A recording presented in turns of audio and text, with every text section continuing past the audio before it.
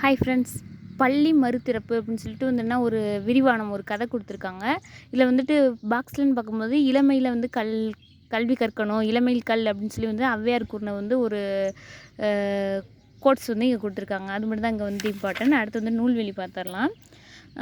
இந்த நூல்வெளின்னு பார்க்கும்போது இப்போ வந்து இந்த பள்ளி மறுதிறப்பு அப்படிங்கிறத வந்துட்டு யார் எழுதியிருக்காங்க அப்படின்னா வந்து சுப்ரபாரதி மணியன் அப்படிங்கிறவர் வந்து எழுதியிருக்காரு. இவர் வந்து திருப்பூர் மாவட்டத்தை சேர்ந்தவர்.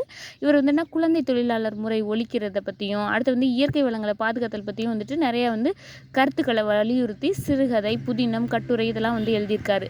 அடுத்து வந்து என்ன, இவர் வந்து கனவு அப்படிங்கிற வந்து ஒரு இதழை வந்துட்டு இலக்கிய இதழை வந்து நடத்தியிருக்காரு.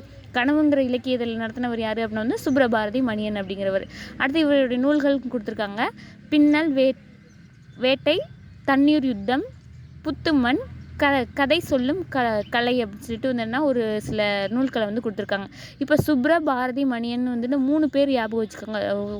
ஒரு பேர் தான், ஆனால் வந்து 3 தான் ஞாபகம் வச்சுக்கோங்க. அந்த 3 பேர் வந்துட்டு ஸ்கூல் கிளம்புறாங்க. அப்போ வந்து என்ன, அவங்க வந்து குழந்தை தொழிலாளர் முறையை வந்துட்டு ஒழிக்கணும், நம்மளே வந்துட்டு ஸ்கூல் போகணும் அப்படிங்கிற மாதிரி வந்துன்னா பள்ளி மறுதிறப்பு பண்ணோன்னே அவங்களாம் ஸ்கூலுக்கு போகிறாங்கன்னு ஞாபகம் வச்சுக்கோங்க. அப்போ அந்த ஞாபகம் வந்துடும்.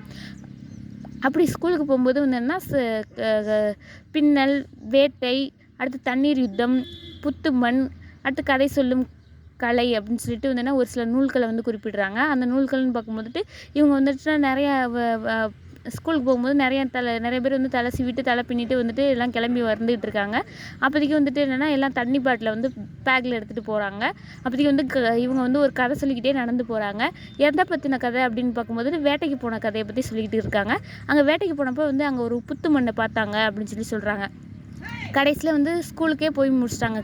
கடைசியில் அவங்களுக்கு வந்து என்னென்னா அப்படியே கனவு நடந்த மாதிரி இருக்குது. அந்த புத்து மண், அந்த வேட்டைக்கு போனது அதெல்லாம் வந்துட்டு நினச்சி பார்க்கும்போது அது ஒரு கனவு மாதிரி இருக்குது அப்படின்னு சொல்லி ஞாபகம் வச்சுக்கோங்க. அப்போ கனவுங்கிற வந்து இதிலையும் நடத்தியிருக்காரு. அப்போ எல்லாமே வந்துடும். Okay friends, thank you.